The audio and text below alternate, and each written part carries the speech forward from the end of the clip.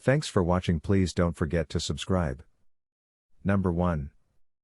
The mother was distraught and unsure of what to do when I arrived at her home after receiving a call about a missing child.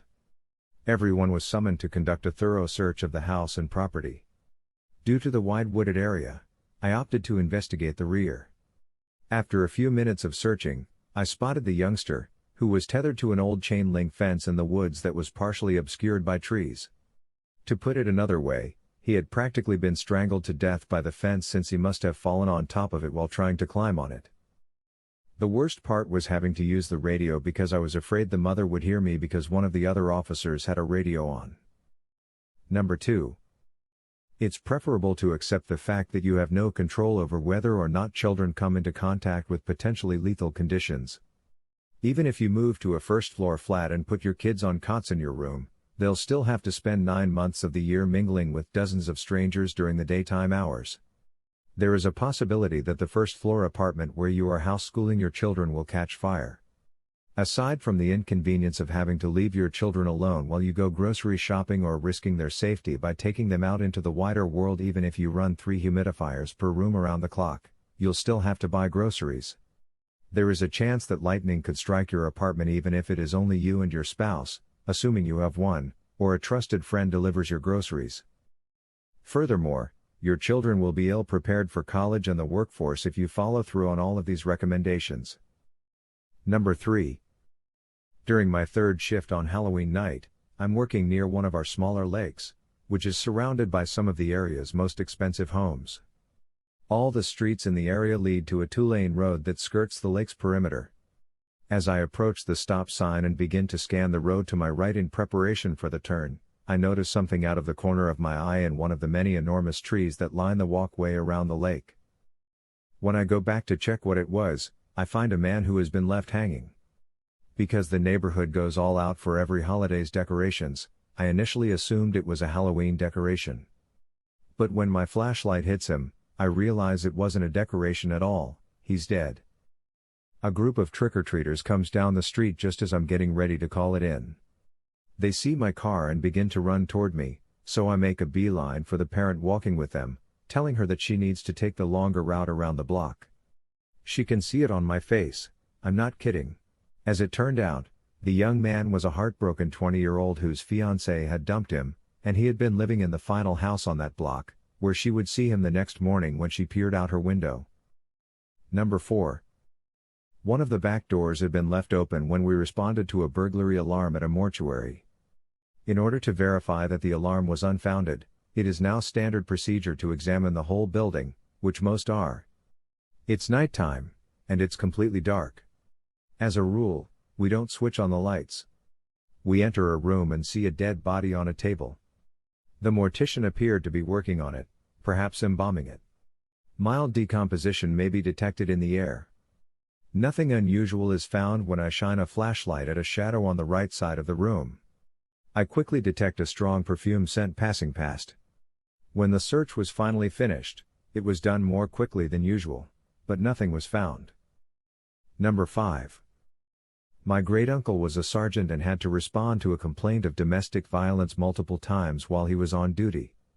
This elder gentleman had a younger man who was only 18 years old, and he would pay the younger man to swallow various stuff like paper clips and human hair for him.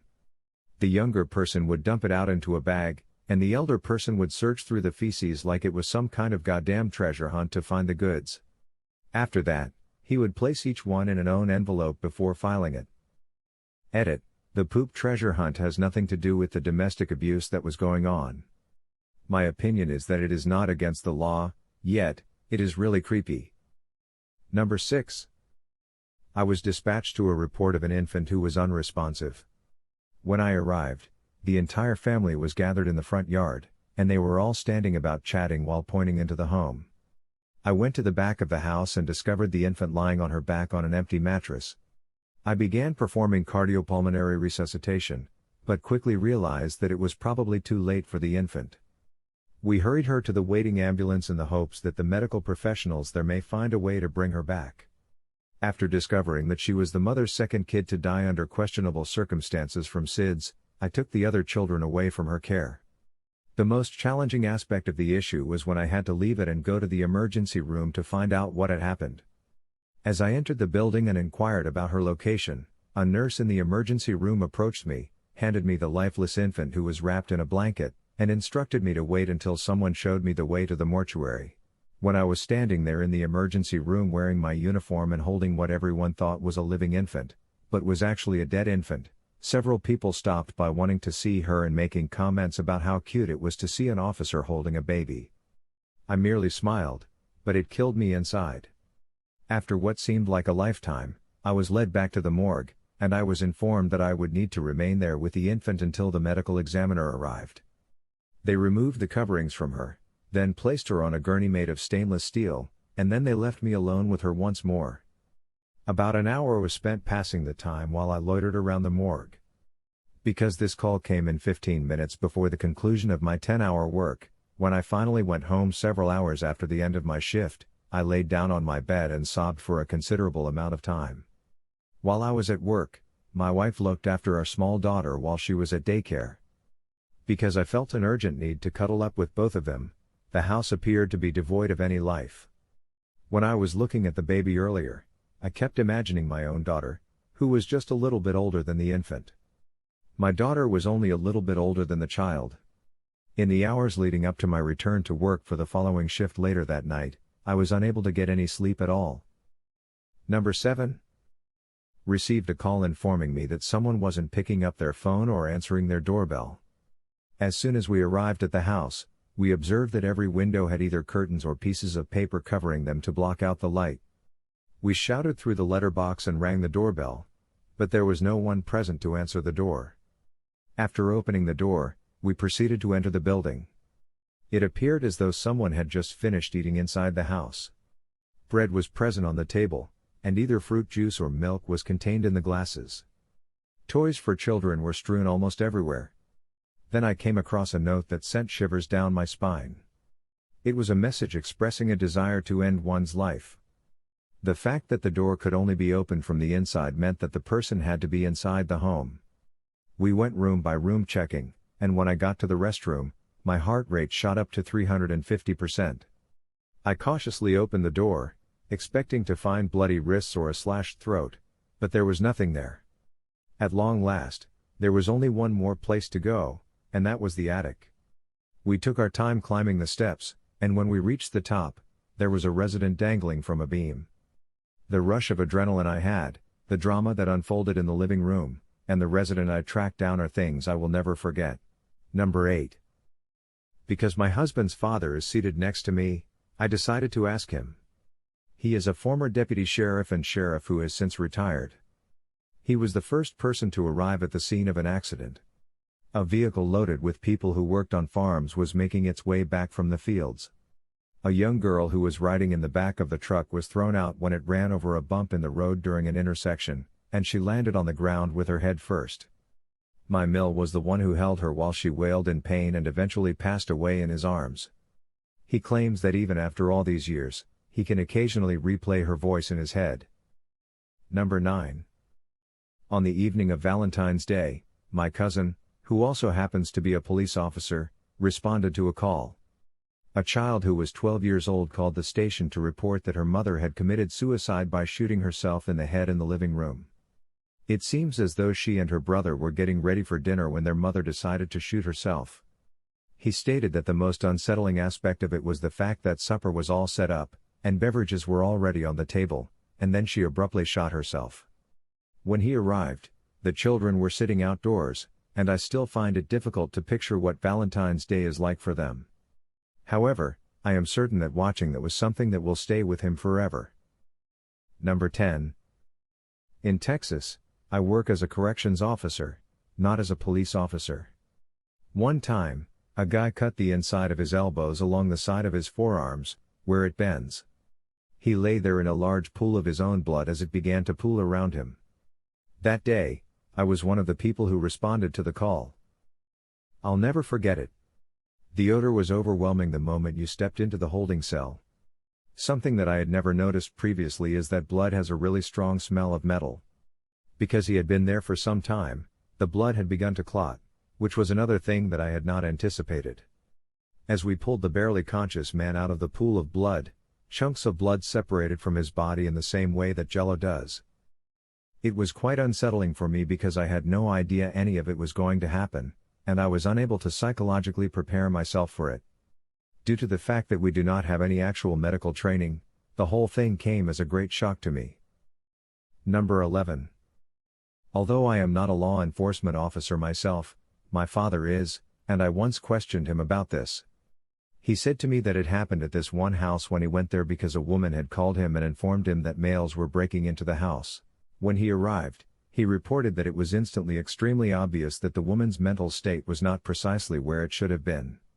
He claimed that she was always murmuring things and that she was quite jumpy and jittery. In addition to this, he claimed that every single wall in her home had at least 6 or 7 crosses on it, and possibly even more.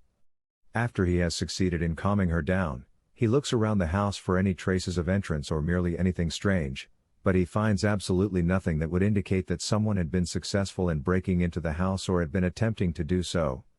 He claimed that she followed him throughout the entire time and would point to various objects, such as doorknobs or window locks, and remark things about them. "Oh no, I can't believe you found that there." That is how they were able to gain access. It was very spooky, according to him, considering that he was in this woman's house in the middle of the night, surrounded by crosses, and listening to her babble on about random shit. He stated that the whole situation was fairly eerie. To make her feel better, he checked the entire house to see if there was anyone else there, but he came to the conclusion that there was no one else there. He mentioned that the one thing that gave him the creeps was the fact that she would say things like, "Oh, they're here again," or "He's right behind us, I can feel it," every few minutes. He found this to be very unsettling. Number 12. I worked at an agency that was in charge of performing computer forensics investigations and was part of a high-tech task force. A significant amount of child sex. Lots. Anyway, we were conducting a search warrant sweep involving multiple agencies in a major metropolitan region in the state of California. When we went to serve a search warrant at a property in a nice neighborhood for distributing or having CP, we saw that the suspect had the appearance of a typical child molester from Hollywood movies. He and his crippled wife lived together, without any children, and she had mobility concerns, mostly stayed downstairs, and had not been upstairs for years. We proceed upstairs, and when we get there, we find that this man has a genuine masturbation station set up in one of the bedrooms, and he has a padlock on the door leading to it. It was dark, the windows were closed, and he had baby dolls all throughout the room with their assholes cut out and some of their mouths cut out so that they could be used as an impromptu baby sex doll. A few of the heads were removed, and they were placed in various locations throughout the floor. This individual had some significant problems. Number 13. My cousin was the one who received the phone call late one night informing him that 2 young brothers, aged 4 and 6, had been discovered dead in an almost empty swimming pool. The water level in the pool was somewhere between 6 and 8 inches when their father gave them a call. Although they were never able to bring charges against the man, the general consensus is that he was responsible for the deaths of his 2 boys. Number 14. Received a call to help an ambulance at a location because the crew was having difficulty dealing with a woman who appeared to be having a seizure. As soon as we arrived, we saw that she was a frail-looking Singaporean woman who was being restrained on the ground by an emergency medical technician. The paramedic reports that she is hissing, straining against her, and making many attempts to bite her. There is no white in either of her dark and crimson eyes. To hold her down, 200 pounds, my partner for the evening, about 180 pounds, and 3 paramedics are required. The entire time, she is struggling and attempting to bite despite having veins protruding out of her neck. She is yelling at something that she cannot see in the far corner of the room, pleading with it not to murder her and the rest of us. She is looking past us in our direction. Her husband, who is strangely unconcerned by the whole situation, claims that she has been experiencing these symptoms ever since the time that she traveled to Singapore and became ill after visiting a place of worship there. The only way to stop it in the past has been for her sister to rub this powder on her forehead in the shape of a cross, but she is currently out of the country. In the end, she was evaluated for her mental health in a hospital after the paramedics transported her there. I frequently wonder how things turned out, but sadly I have no way of finding out what happened. Number 19. For some reason, the deaths by suicide have always had the greatest impact on me. Because I went through high school with a good friend who later committed suicide, the topic of suicide is very sensitive for me, as it is for most people, but especially for those who have had personal experience with it. I've witnessed 5 people take their own lives, 3 by shooting themselves, 2 by hanging themselves, and a few more purposely taking their own lives through the use of drugs or other means. To make a long story short, a man shot himself in the head with a .357 Magnum in his garage. Even though I have a really strong stomach, which is a blessing because experience has helped me build it up, I think I may have accidentally stomped on a portion of his eye. As soon as I was finished with the call, I walked straight to the locker room and spent the next half an hour cleaning the mud off the bottom of my boots. I went through the same cleaning routine at my house as well. That is, without a doubt, not what one would call creepy, yet it is unsettling all the same. However, consider this one. We receive a call from the hotel off the highway informing us that employees went to clean a room and discovered a message taped to the door of the bathroom, which was closed and locked. It said there, "Please do not enter. Call 911. So the front desk carried out the aforementioned action. Once we get there, she shows us the room, and then we attempt to knock on the door of the bathroom. No answer. We weren't even sure if there was someone in there, but the manager who was on site assured us that we were permitted to push our way into the restroom. She was concerned since none of the staff could recall ever seeing the customer check out. When my partner finally managed to open the door, what we saw inside was straight out of a horror movie. A man was observed bathing in the water while entirely naked. There is a knife on the floor, just close to the bathroom sink. Cuts on his wrists, and the blood within the bathtub was easily the most upsetting aspect of the situation. In the more than 10 years that I've been in this line of work, I've never seen so much blood. It appeared as though he was frowning and his face was a pale white color. It didn't look like he was breathing at all. Call a medic, my partner says. I just stare at him and reply, no. Dude's dead. I'm not touching him, and you may check on him if you want to, but our supervisor, an EVT, and a detective need to come check out this situation. I was able to identify a deceased person whenever I came across one. I get the manager, who is actually having a panic attack at this point, to settle down and return to the desk so that we can deal with this situation. As soon as I heard my colleague gasp and shout, "Oh fucky shit," I dialed the number for another car and instructed dispatch to contact our evidence technicians as well as a detective. I quickly make my way back over there, and when I do, I find him staring with wide eyes at the body. It looks like he just relocated. That jerk is still breathing, man. He made a move. What exactly are you going on about? He fucking has a pulse on that thing. When I tried to check for it, his leg moved under the water, which indicates that he has it even if it is quite feeble. When I finally got around to putting on my big boy underwear, I discovered that I could hardly detect a pulse on this man. He was taken to the emergency room as soon as the ambulance arrived. It turned out that he made the cutting only a few minutes before the cleaning woman found the message, thus it is surprising that he managed to survive at all.